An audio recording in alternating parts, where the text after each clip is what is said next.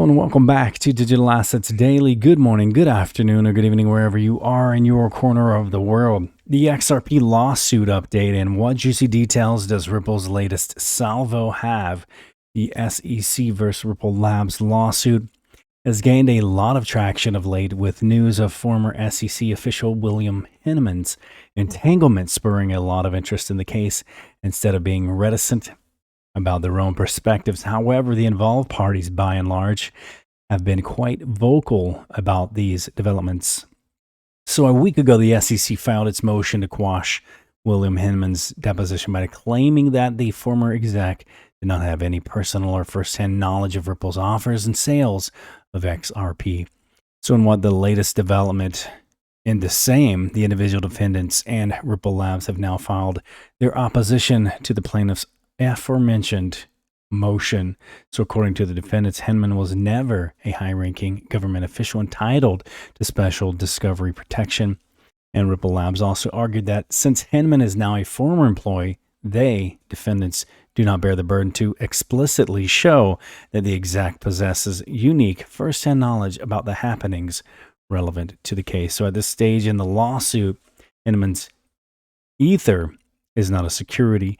Public speech has undoubtedly become an indispensable part of the lawsuit, and in fact, the defendants were also quick to point out that right after the said speech, the exec attended a meeting with the Ethereum Foundation and Consensus. So Mr. Hinman's communications with the Ethereum Foundation, Consensus, and other third parties are relevant and discoverable. And also, too, the NFT marketplace backed by Mark Cuban, Mintable, raises $13 million, plans to integrate Ripple's XRPL. This is something we discussed in a few videos ago recently, but I'm not quite sure if we had mentioned that it was backed by Mark Cuban. I'm not quite sure on that, so we're going through this just a bit again. So the Singapore-based non-fungible token NFT minting platform and marketplace Mintable announced the successful completion of its $13 million USD Series A funding round this Thursday. The oversubscribed funding round welcomed several investors, including leading mobile blockchain developer Animoca Brands and transactional blockchain Ripple, leading NFT fund led by Metalcovan, Metapurse, and independent angel investors such as Doug Ban, American business and former advisor to Bill Clinton, and John Oringer, founder and executive chairman of Shutterstock. So according to the statement, the additional funding will help the platform scale its operations and increase its team from 14 to 35 this year and boost its user acquisition globally. So since the start of the year, the NFT marketplace has grown exponentially, branching out from the crypto niche to other industries such as sports, entertainment, art, and many others. So SBI Group recently said that Ripple's XRPL could be environmentally friendly and efficient blockchain for NFTs, and Mintable agrees as they have partnered with Ripple to launch NFTs on the XRPL. Ripple stated, in fact, the XRPL consumes only about 790,000 kilowatt hour per year and is already carbon neutral, which is far more efficient than proof of work, the POW networks that consume around 66 terawatts of energy per year. In a nutshell, its environmentally friendly attributes will allow billions of NFTs to be minted, bought, and transferred on the XRPL in a sustainable way. And also, too, surprising news, SEC files criminal charges against Binance. The SEC has filed a criminal complaint against Binance, the world's largest cryptocurrency exchange platform, for illegally operating a digital asset business without a license under the Digital Asset Business Decree.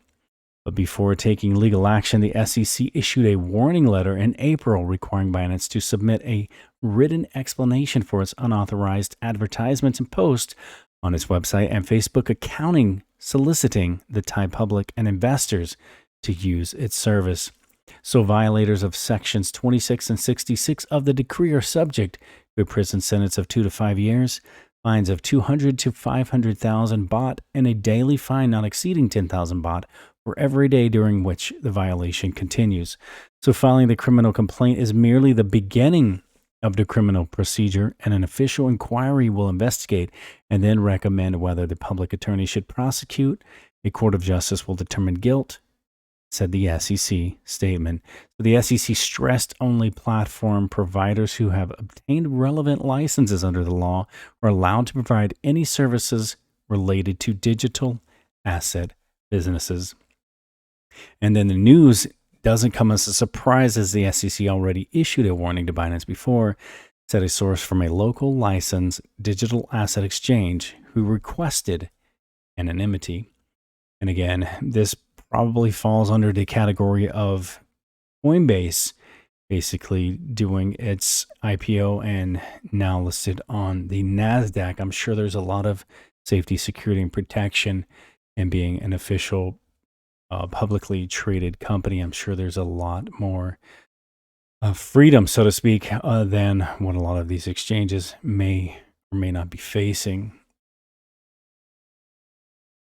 Also, too, Twitter CEO Jack Dorsey rejects Ethereum.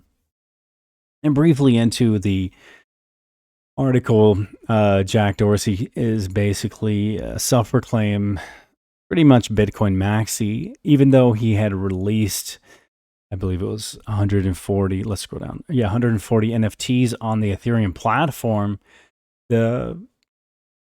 Basically, Jack Dorsey is saying that the Ethereum platform, he considers them useless. And basically, he thought Dogecoin was a bit more of a threat or a lot more useful than Ethereum. And he even stated that he believes Hamster Coin is even a bigger threat to Ethereum. And again, this is something I've discussed, in a few different conversations where, I was asked my thoughts on Bitcoin and Ethereum with their high energy consumption and their, lack of total supply, etc. Moving forward, what I thought, and I said, if we were going to replace them with green assets, a very quick, easy swap would be the BTC for XRP and the ETH for XLM, as it already has smart contract capabilities and an entire network, more so than just its the Stellar Development Foundation, besides just the XLM.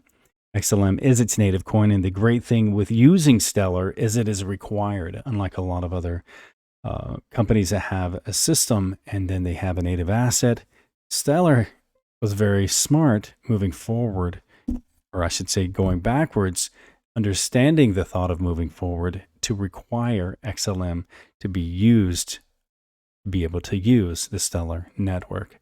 So also the Stellar-based exchange Lumenswap LSP is now introducing crypto trading ecosystem and token.